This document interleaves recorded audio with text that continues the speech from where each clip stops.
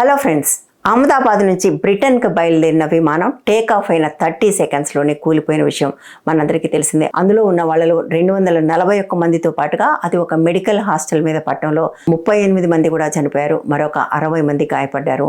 ఒక్క వ్యక్తి మాత్రం మిరాక్యులస్గా ఈ ప్లేన్ యాక్సిడెంట్ నుంచి బయటపడ్డారు.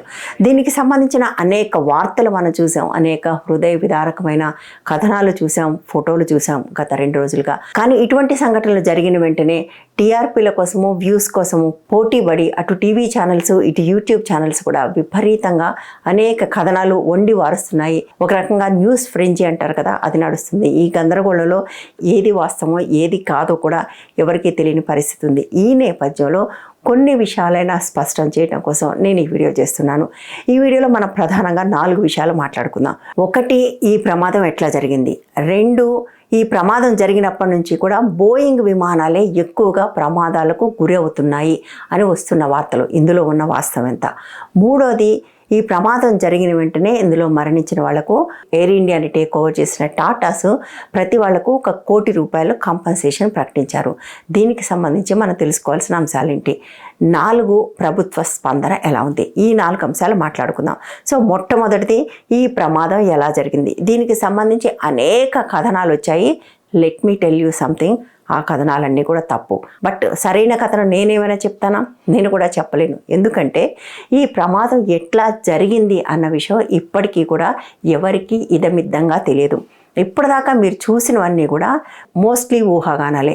ఎప్పుడు ప్రమాదం జరిగినా మనకు వినపడే ఒక మాట బ్లాక్ బాక్స్. అది దొరికితే కానీ అసలు ప్రమాదానికి కారణం తెలియదు అనే మాట కూడా మనం చాలా తరచుగా ఉంటాం. అఫ్కోర్స్ ఆ బ్లాక్ బాక్స్ దొరికింది, బట్ ఆ బ్లాక్ బాక్స్లో ఏముంది అన్న విషయం బయటకి ఇంతవరకు రాలేదు. అసలు బ్లాక్ బాక్స్లో ఏముంటుంది, ఇది కూడా మనం తెలుసుకోవాల్సిన అంశం. అసలు బ్లాక్ బాక్స్ అనేది నిజంగా బ్లాక్ బాక్స్ కాదు, అదొక ఆరెంజ్ కలర్లో ఉండే బాక్స్. ఇందులో ప్రధానంగా 2 డివైస్లు ఉంటాయి. ఒకటి సివిఆర్, ఇంకొకటి ఎఫ్టిఆర్. సివిఆర్ అంటే కాక్పిట్ వాయిస్ రికార్డర్, ఎఫ్టిఆర్ అంటే ఫ్లైట్ డేటా రికార్డర్. మీకు ఆ పేర్లోనే అర్థమైంది కదా. జనరల్గా ఇటువంటివి జరిగినప్పుడు పైలట్లు ఏమి చూస్తూ ఊరుకోరు. దీన్ని కంట్రోల్ చేయడానికి వాళ్ళు మాట్లాడుతుంటారు. కంటిన్యూస్గా పైలట్స్, కో పైలట్స్ మధ్యన డిస్కషన్ జరుగుతుంది, లేకపోతే ఆర్డర్స్ ఇస్తుంటారు. పైలట్స్ మాట్లాడుకునేవన్నీ కూడా కంటిన్యూస్గా రికార్డ్ అవుతుంటాయి. దీన్ని సివిఆర్ అంటారు. రెండోది ఎఫ్టిఆర్. ఎఫ్టిఆర్ ఏం చేస్తుందంటే ఈ ఫ్లైట్ చేసిన ప్రయాణానికి సంబంధించిన కీలకమైన డేటాని నిక్షిప్తం చేసుకుంటుంది. అంటే అది ఏ స్పీడ్లో వెళ్ళింది, అక్కడ ఉన్న పారామీటర్స్ ఏంటి, ఏ ఆల్టిట్యూడ్లో ఉంది, ఇంజన్ స్టేటస్ ఎలా ఉంది, దీనికి సంబంధించినవన్నీ రికార్డ్ చేసే డివైస్ని ఎఫ్డిఆర్ అంటారు. సో బ్లాక్ బాక్స్ అంటే ఆరెంజ్ కలర్లో ఉండే బాక్స్లో ఉండే ప్రధానమైన డివైజెస్ ఇవి 2. ఎంత పెద్ద ప్రమాదం జరిగినా కూడా ఎప్పుడు కూడా బ్లాక్ బాక్స్ దొరకకపోవడం అనేది ఉండదు. చాలా అరుదుగా మాత్రం అట్లా జరుగుతుంది. కాబట్టి దాన్ని బట్టి ఎవరైనా అనలైజ్ చేస్తారు. ఈ బ్లాక్ బాక్స్ దొరికింది కాబట్టి ఇప్పుడు దీన్ని అనలైజ్ చేసే అవకాశం ఉంది. అంత మాత్రాన వెంటనే మనకు తెలుస్తుందా? తెలియదు. జనరల్గా దీనికి సంబంధించిన ఇన్వెస్టిగేషన్ జరుగుతున్నప్పుడు బ్లాక్ బాక్స్లో ఏముంది అన్న విషయం వెంటనే రివీల్ చేయరు. ఎందుకంటే ఇది పూర్తిగా గవర్నమెంట్ చేతిలోకి వెళ్తుంది. గవర్నమెంట్ వాళ్ళు వెంటనే బయటకు పెట్టరు. బట్ ఈ లోపల ఏం జరుగుతుంది, సివిఆర్లో ఏముందనేది కొన్ని సంభాషణలు లీక్ అవుతాయి. లీక్ అయ్యే సంభాషణల కంటే కూడా కల్పితమయ్యే సంభాషణలు చాలా ఎక్కువ. మనం చూస్తున్నాం కదా భారతదేశంలో ఎన్ని కల్పిత సంభాషణలు, ఎంత ఫేక్ న్యూస్ ఉంటుందో.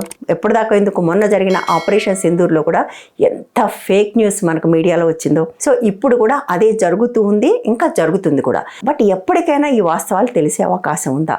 ఎప్పటికైనా పూర్తి వాస్తవాలు మనకు తెలిసే అవకాశం లేదు. ఎందుకంటే ప్రభుత్వం ఎప్పుడూ కూడా అఫీషియల్గా ఈ మొత్తం రికార్డ్స్ను బయట పెట్టదు. అవసరమైనప్పుడు కేవలం సమ్మరీ మాత్రమే రిలీజ్ చేస్తుంది, కానీ మొత్తం రికార్డును బయట పెట్టడం అనేది జరగదు. బయటకు వచ్చే విషయాల్లో కూడా ఎంతవరకు వాస్తవం ఉంటుంది అనడానికి 2-3 కారణాలు ఉంటాయి. ఒకటి, ప్రభుత్వానికి ఆ ఏవియేషన్ సంస్థకి ఉండే రిలేషన్షిప్. ఇక్కడ గవర్నమెంట్ ఆఫ్ ఇండియా అంటే టాటా, వీళ్ళిద్దరి మధ్యలో ఉండే రిలేషన్షిప్ని బట్టి ఇందులోంచి ఎన్ని నిజాలు బయటకు వస్తాయనేది ఆధారపడి ఉంటుంది. రెండోది, ఇన్వెస్టిగేషన్ జరిగే పద్ధతి. ఇన్వెస్టిగేషన్ ప్రాపర్గా జరుగుతుందా, కాంప్రమైజ్ అవుతుందా, వీటన్నిటి మీద డిపెండ్ అయ్యి మనకు బయటకు వచ్చే నిజాలు ఉంటాయి. బట్ ఇవన్నీ కూడా ఇప్పుడే రావు, అవి ఎప్పటికో వస్తాయి. అది అప్పటికి హెడ్లైన్ వార్త కూడా కాకుండా పోతుంది. కాబట్టి చాలాసార్లు ఇటువంటి ప్రమాదాలు జరిగినప్పుడు వీటికి సంబంధించిన అన్ని వాస్తవాలు ప్రజలకు తెలిసే అవకాశం తక్కువ ఉంటుంది. కాబట్టి ఈ ప్రమాదం ఎలా జరిగింది అని ఇప్పటివరకు మనం చూసిన వార్తలన్నీ కూడా కేవలం ఊహాగానాలే. ఇక ముందు మనకు తెలియబోయేవి కూడా పూర్తిగా నిజాలు అయ్యే అవకాశం లేదు. ఇది మొదటి అంశం. రెండో అంశం, బోయింగ్ విమానాలే ఎక్కువగా ప్రమాదాలకు గురవుతున్నాయి. ఈ విమాన ప్రమాదం జరిగినప్పటి నుంచి దీనికి సంబంధించిన వార్తలు చాలా ఎక్కువగా వస్తున్నాయి. బట్ ఇది ఎంతవరకు వాస్తవం అని నేను కొంతవరకు ఇంటర్నెట్ సెర్చ్ చేశాను. సో దాంట్లో కొన్ని కీలకమైన అంశాలు చెప్తాను. ప్యాసింజర్ ఫ్లైట్స్, కమర్షియల్ ఫ్లైట్స్ అంటారు. ఇందులో మేజర్ 2 కంపెనీలు ఉన్నాయి. ఒకటి బోయింగ్, రెండోది ఎయిర్ బస్. బోయింగ్ అమెరికాకు సంబంధించిన ఒక private company. Air bus European consortium, అంటే యూరోపియన్ దేశాలన్నీ కలిపి కన్సార్టియంగా ఏర్పడి వాళ్ళు ఏర్పాటు చేసుకున్న కంపెనీ తయారు చేసేది ఎయిర్ బస్. ఇవి 2 కంపెనీలే ప్రధానంగా ప్యాసింజర్ ఫ్లైట్స్ లేదా కమర్షియల్ ఫ్లైట్స్లో మార్కెట్ లీడర్స్గా ఉన్నాయి. రెండిటి షేర్ కూడా దాదాపుగా సమానంగా ఉంటుంది. బోయింగ్ కంపెనీకి దాదాపుగా 100 ఏళ్ల చరిత్ర ఉంటే ఎయిర్ బస్ కంపెనీ వయసు 55 సంవత్సరాలు. ఈ 2 కూడా మార్కెట్ లీడర్లే అయినప్పటికీ కూడా ఎయిర్ బస్ కొంచెం ఎక్కువ అడ్వాన్స్డ్గా ఉండే కంపెనీ. పైలట్ ఎర్రర్ని కూడా సరిచేయగలిగే కెపాసిటీ ఎయిర్ బస్కు ఉంది అంటారు.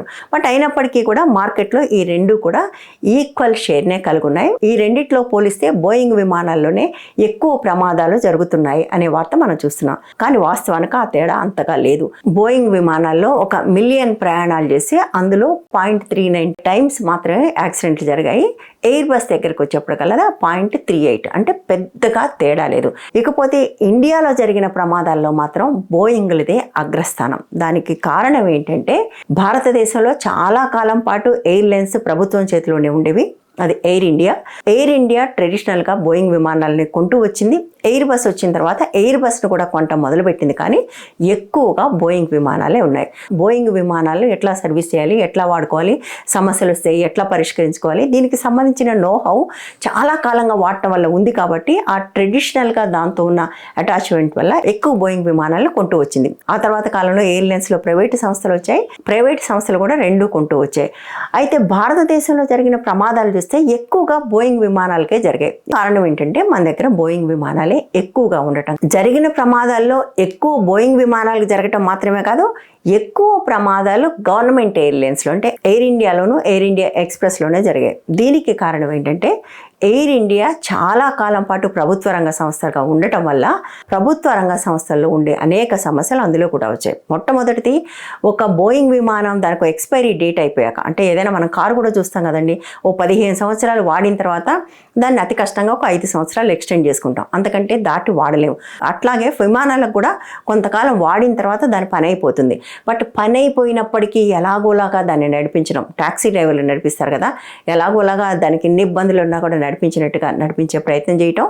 ఇంకొకటి, దాన్ని రీప్లేస్ చేయడానికి రెడ్ టేపిజం అడ్డం రావటం. అంటే ఈ విమానం పని అయిపోయింది, కొత్త విమానం కొనాలి అంటే దానికి సంబంధించిన అనుమతులు రావటం, అది కొనటం, దీనికి టైం పడుతుంది. బట్ ఈ లోపల వాళ్ళు అనౌన్స్ చేసిన రూట్స్లో నడుపుతూ ఉండాలి. కాబట్టి ఉన్న విమానాలనే నడుపుతూ ఉండటం అనేది కూడా జరిగింది. అందువల్ల అంటే ఏజ్డ్ బోయింగ్ విమానాలు నడపడం వల్ల ఎక్కువ ప్రమాదాలు జరిగాయి. సో ఈ కారణాల వల్ల బోయింగ్ విమానాలకి ఎక్కువ ప్రమాదాలు జరిగాయి అని అనిపించడంలో తప్పు లేదు. కానీ బట్ వాస్తవం ఏంటంటే ఈ అన్నిటి రీజన్స్ వల్ల ఇండియాలో ఎక్కువ బోయింగ్ విమానాలకు ప్రమాదాలు జరిగాయి. ఇక మూడో అంశం, ఈ ప్రమాదం జరిగిన వెంటనే టాటాస్ చనిపోయిన వాళ్ళందరికీ ₹1,00,00,000 కాంపన్సేషన్ ప్రకటించారని.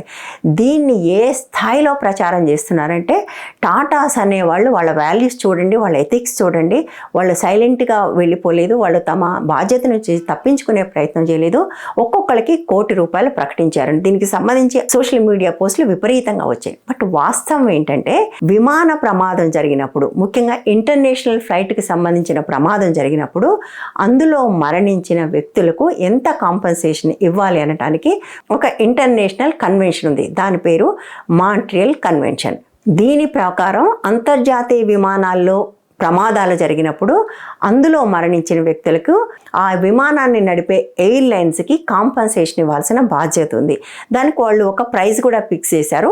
అది $2,02,500. ఇవాల్టి డాలర్ రేట్ ప్రకారం అది $1,80,00,000 అవుతుంది. ఇది కంపల్సరీ అండ్ ఇది మినిమం అని ఎందుకు అంటున్నానంటే, ఈ సంస్థ ఈ ప్రమాదంలో తమ వైపు నుంచి ఏమీ లోపం లేదని, ఇంకెవరో బయట నుంచి వచ్చిన వాళ్ళ థర్డ్ పార్టీ వల్ల మాత్రమే ఈ ప్రమాదం జరిగింది అని నిరూపించినప్పుడు మాత్రమే ఇది మినిమం. అది నిరూపించలేకపోతే దీని నుంచి ఆ పైన ఎంతైనా అడిగే అవకాశం ఈ ప్రయాణికుల కుటుంబాలకు ఉంటుంది. అంటే ఈ ప్రమాదంలో మరణించిన వాళ్లకు $1,70,00,000 అనేది మినిమం. అంతకంటే పైన కూడా ఇవ్వాల్సి రావచ్చు. రేపు ఈ ఇన్వెస్టిగేషన్ పూర్తయిన తర్వాత ఒకవేళ కంపెనీ వల్లనే ఈ సమస్య వస్తే, అంటే వాళ్ళు సరిగ్గా చెక్ చేసుకోకపోవటం వల్ల, ఇంజన్లో లోపం ఉండటం వల్ల, ఇలాంటి కారణాల వల్ల కానీ ఈ ప్రమాదం జరిగింది అని బయటపడితే దీనికి అనేక రెట్లు కాంపన్సేషన్ అడిగే అవకాశం కూడా ఉంటుంది. సో ₹1,00,00,000 ఇవ్వటం అనేది టాటాల గొప్పతనానికి, మానవత్వానికి, ఉదారత్వానికి ఏమీ సూచిక కాదు. వాళ్ళు తప్పనిసరిగా ఇవ్వాల్సిన దానిలో ఒక పార్ట్ మాత్రమే వాళ్ళు ప్రకటించారు. నిజానికి వాళ్ళు వెంటనే ప్రకటించాల్సింది ₹1,70,00,000. కానీ వాళ్ళు ₹1,00,00,000 మాత్రమే ప్రకటించి వాళ్ళు చాలా తెలివిగా తమ మీద రాబోయే ఒక నెగిటివ్ ప్రచారాన్ని పాజిటివ్ ప్రచారంగా మార్చుకున్నారు. ఇది టాటాల మానవత్వం కాదు, టాటాల PR ఎక్సర్సైజ్. చాలా తెలివిగా చేసిన పని.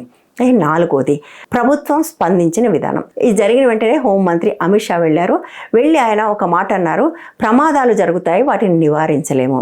నిజమే, ప్రమాదాలు జరుగుతాయి, నివారించలేము. అన్ని విషయాల్లో అది వాస్తవం కాదు. కొన్ని విషయాల్లో ప్రమాదాలు నివారించడానికి ఎంత చేయాలో అంత చేయాలి.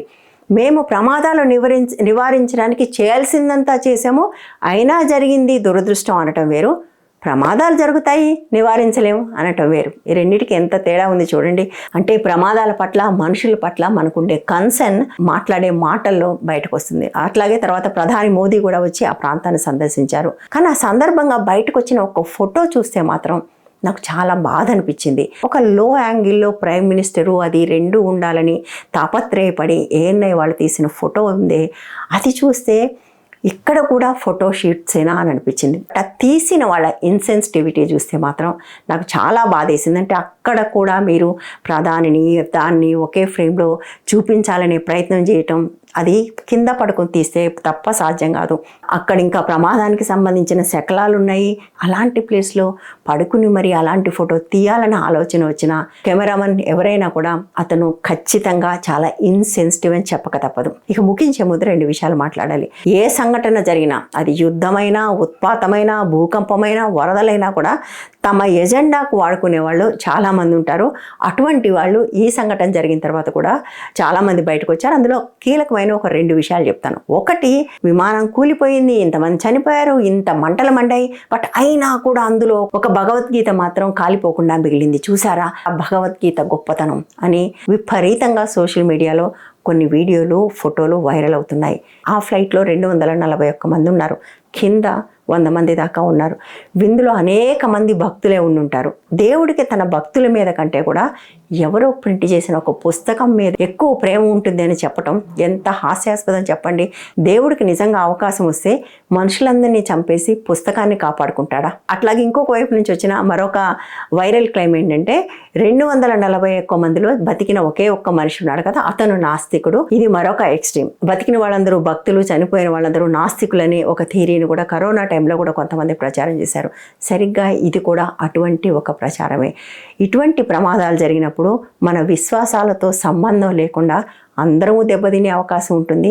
అన్ని కుటుంబాల బాధ కూడా సమానంగానే ఉంటుంది. నాస్తికుడి కుటుంబంలో తక్కువ బాధ, ఎక్కువ బాధ, భక్తుడి కుటుంబంలో తక్కువ బాధ, ఎక్కువ బాధ ఉండదు. కాబట్టి ఇటువంటి థియరీలు ప్రపోజ్ చేసే ముందు కొంచెం ఆలోచించడం, కొంచెం సెన్సిటివ్గా ఉండటం చాలా అవసరం అని నేను అనుకుంటున్నాను. మీరేమంటారు? ఈ వీడియో మీకు నచ్చితే లైక్ చేయండి, షేర్ చేయండి, ఛానల్ని సబ్స్క్రైబ్ చేయండి. Thank you.